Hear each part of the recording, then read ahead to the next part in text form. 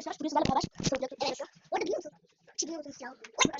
Arkadaşlar o kadar bakmıyor ya. Tamam. Tamam. Arkadaşlar nefes alalım. Hadi vermeye gidelim.